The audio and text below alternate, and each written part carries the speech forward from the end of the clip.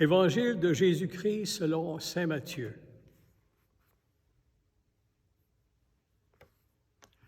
Jésus était né à Bethléem en Judée, au temps du roi Hérode le Grand. Or voici que des mages venus d'Orient arrivèrent à Jérusalem et demandèrent « Où est le roi des Juifs qui vient de naître?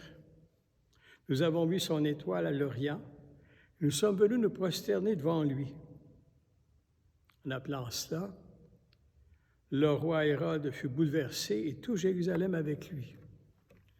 Elle réunit tous les grands prêtres et les scribes du peuple pour leur demander où devait naître le Christ. Ils lui répondirent « À Bethléem en Judée, car voici ce qui est écrit par le prophète. Et toi, Bethléem, terre de Juda, tu n'es certes pas le dernier parmi les chefs-lieux de Juda, car de toi sortira un chef, qui sera le berger de mon peuple Israël. » Alors Hérode convoqua les mages en secret pour leur faire préciser à quelle date l'étoile était apparue. Puis il les envoya à Bethléem en leur disant « Allez vous renseigner avec précision sur l'enfant, et quand vous l'aurez trouvé, venez me l'annoncer pour que j'aille moi aussi me prosterner devant lui. » Après avoir entendu le roi, ils partirent. Et voici que l'étoile qu'ils avaient vue à l'Orient les précédait, jusqu'à ce qu'elle vienne s'arrêter au-dessus de l'endroit où se trouvait l'enfant. Quand ils virent l'étoile, ils se réjouirent d'une très grande joie. Ils entrèrent dans la maison. Ils virent l'enfant avec Marie sa mère et tombant à ses pieds, ils se prosternèrent devant lui. Ils ouvrirent leur coffret et lui offrirent leurs présents, de l'or, de l'encens et de la myrrhe. Mais avertis en songe de ne pas retourner chez Hérode, ils regagnèrent leur pays par un autre chemin.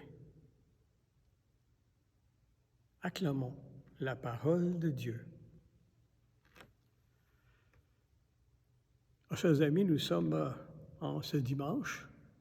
On est dans la suite du temps de Noël. Mais aujourd'hui, c'est l'Épiphanie. On a l'habitude de parler ou de voir ou de vivre les rois mages. Hein? Puis on a toute la tradition, là, la fève des rois dans le gâteau, etc.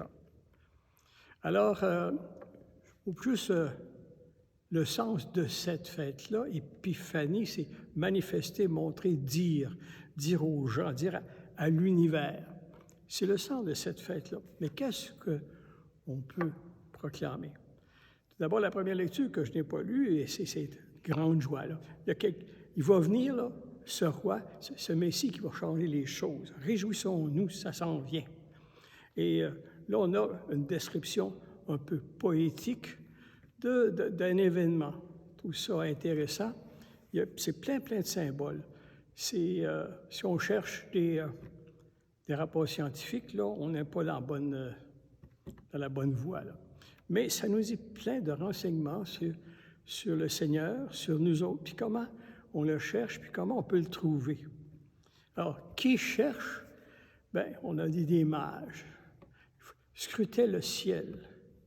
Et des gens, bon, c'est problématique, mais pour savoir c'est qui, c'est quoi.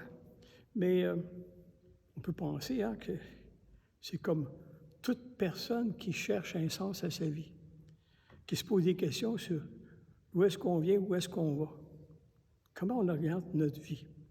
Alors là, eux, semble-t-il, à l'époque, il y avait plein de savants, des gens qui scrutaient le ciel. On a toujours cherché ça, l'astrologie, l'astronomie. C'est intriguant d'où on vient, puis c'est quoi cet univers-là.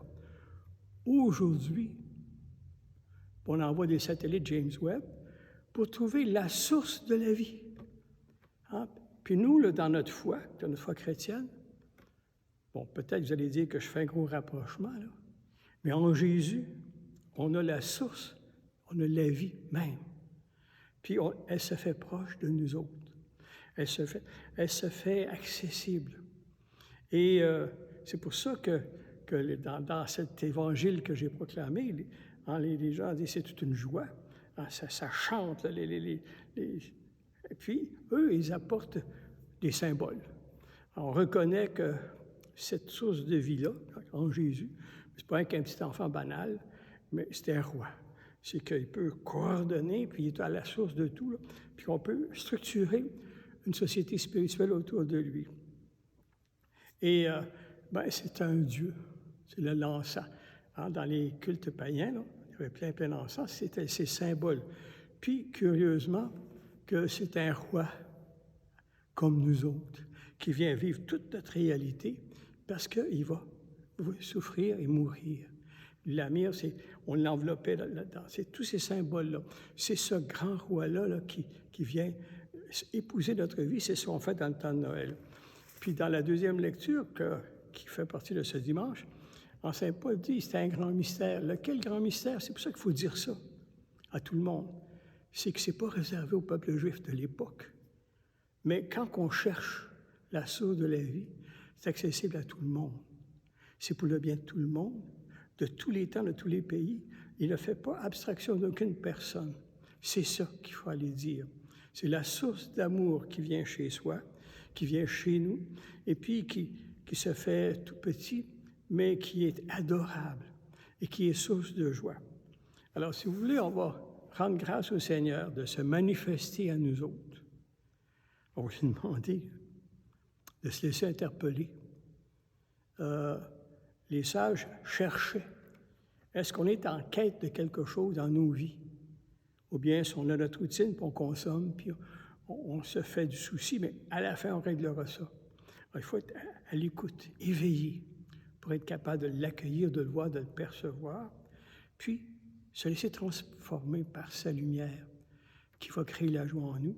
Et ainsi transformé, bien, on va être probablement comme ces mages-là.